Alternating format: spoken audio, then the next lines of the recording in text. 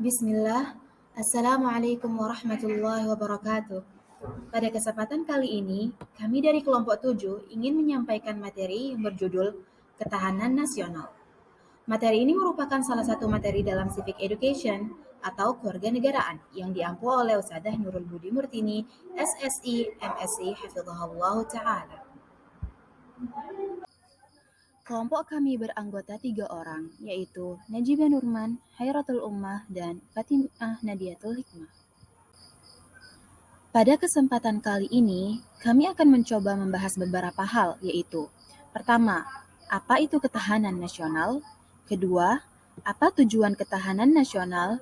Ketiga, apa ciri-ciri ketahanan nasional? Keempat, apa asas-asas ketahanan nasional?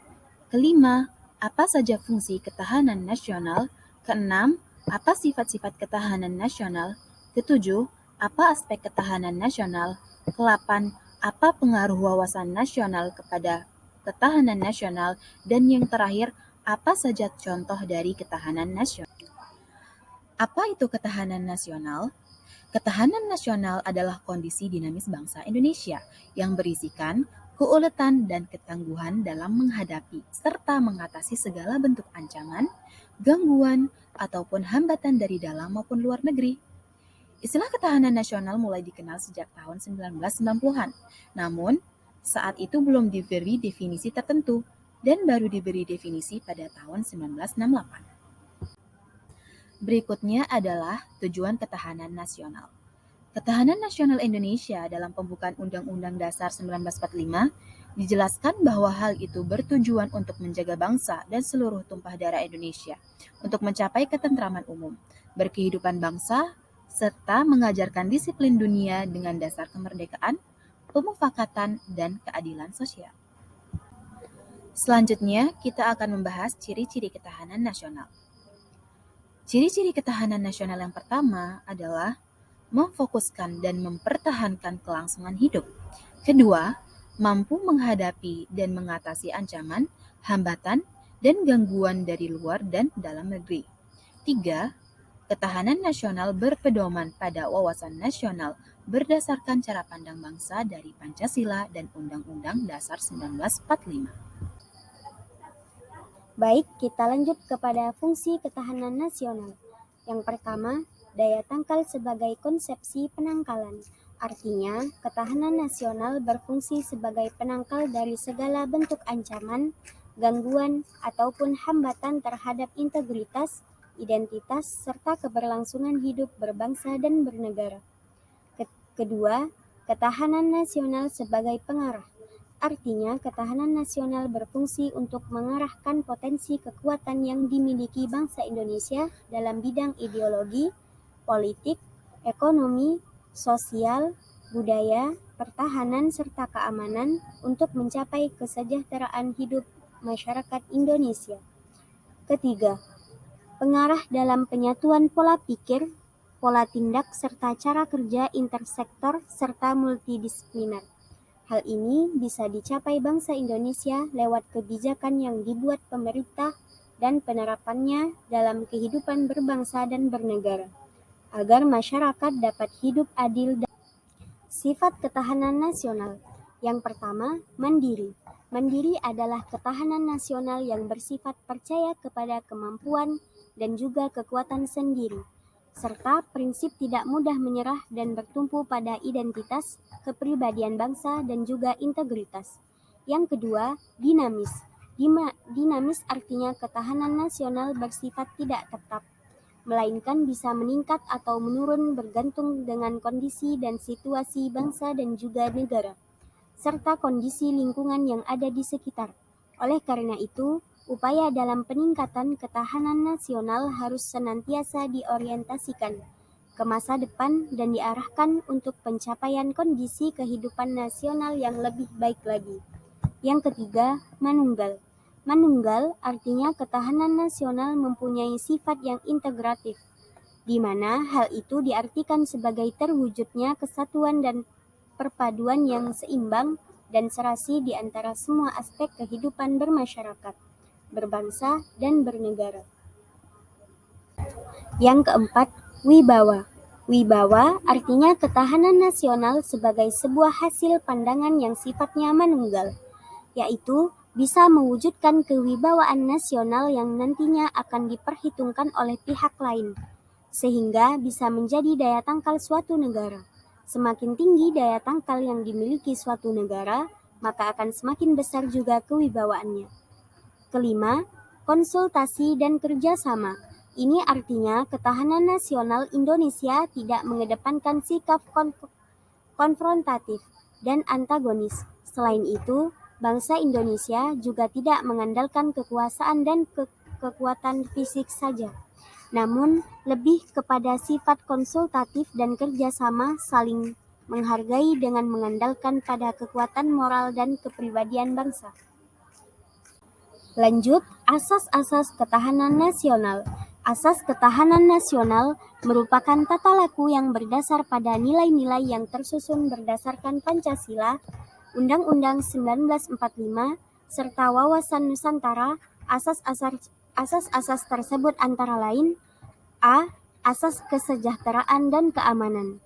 Asas yang pertama adalah kebutuhan yang paling mendasar dan wajib dipenuhi untuk individu ataupun masyarakat, dan juga kelompok. Tanpa adanya kesejahteraan dan juga keamanan, maka sistem kehidupan nasional tidak akan bisa berlangsung. Kesejahteraan ataupun keamanan harus selalu ada, berdampingan dengan kondisi apapun. Di dalam kehidupan nasional, tingkat keamanan dan kesejahteraan nasional yang bisa dicapai adalah salah satu tolak ukur keberhasilan ketahanan nasional. B. Asas mawas ke dalam dan mawas keluar. Sistem kehidupan nasional adalah perpaduan seluruh aspek kehidupan bangsa yang saling berkomunikasi. Selain itu, sistem kehidupan nasional juga berinteraksi dengan lingkungan sekitar. Dalam proses interaksi itu, bisa timbul berbagai dampak, baik berupa sifat yang positif ataupun negatif. Dengan begitu, dibutuhkan sikap mawas, baik itu ke dalam maupun keluar.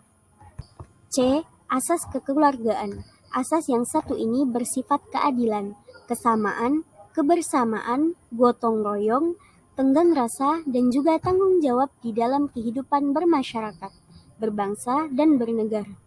Dalam hal itu, hidup dengan asas kekeluargaan telah diakui adanya perbedaan. Kenyataan real tersebut dikembangkan secara serasi dalam kehidupan kemitraan dan dijaga dari konflik yang bersifat destruktif atau merusak. D. Asas komprehensif, integral atau menyeluruh terpadu.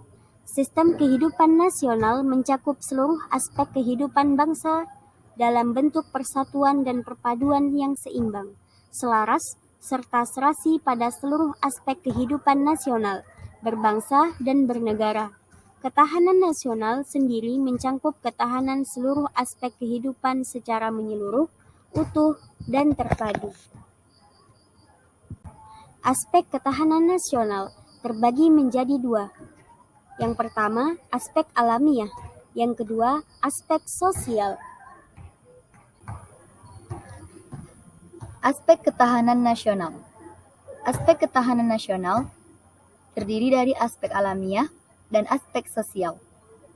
Aspek alamiah terdiri dari aspek geografis, aspek kependudukan, dan aspek kekayaan alam. Sedangkan aspek sosial terdiri dari aspek ideologi, aspek politik, aspek ekonomi, aspek sosial budaya, serta aspek ketahanan dan keamanan. Wawasan Nusantara.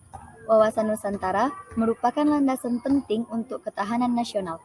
Adapun mengutip penjelasan di laman Lemhanas, ketahanan nasional sebagai konsepsi merupakan pisau analisis untuk memecahkan problem atau masalah kehidupan bangsa melalui pendekatan 8 aspek kehidupan, yang disebut dengan istilah Astagatra.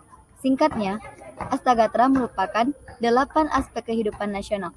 Astagatra terdiri dari Trigatra yang mencakup 3 aspek alamiah bersifat statis, sedangkan Pancagatra mencakup 5 aspek sosial kemasyarakatan yang bersifat dinamis. Aspek Trigatra. Aspek Trigatra terdiri dari gatra geografis negara, gatra keadaan dan kekayaan alam, serta gatra keadaan dan kemampuan penduduk atau demografi.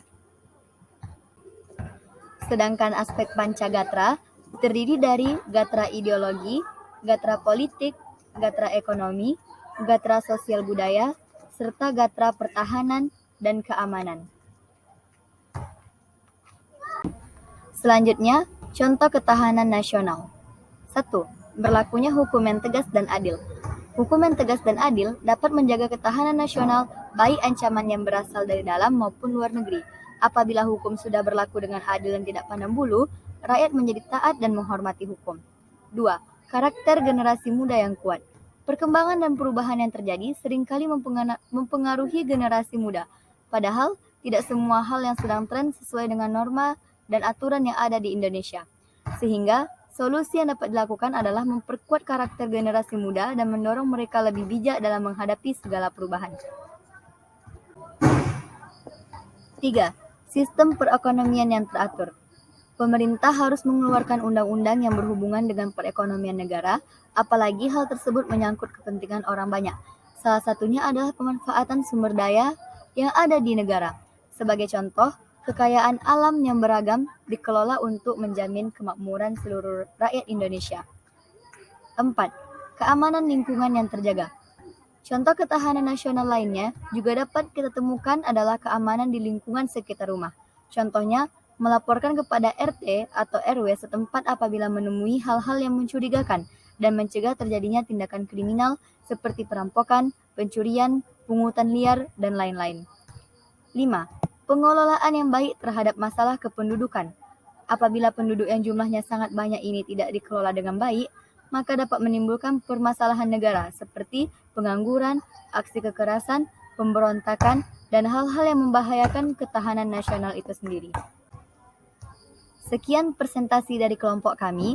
Semoga kita semua dapat mengambil manfaat, dan kami meminta maaf yang sebesar-besarnya atas segala kekurangan dan kesalahan kami. Wassalamualaikum warahmatullahi wabarakatuh. Ini pakai jasa kuno.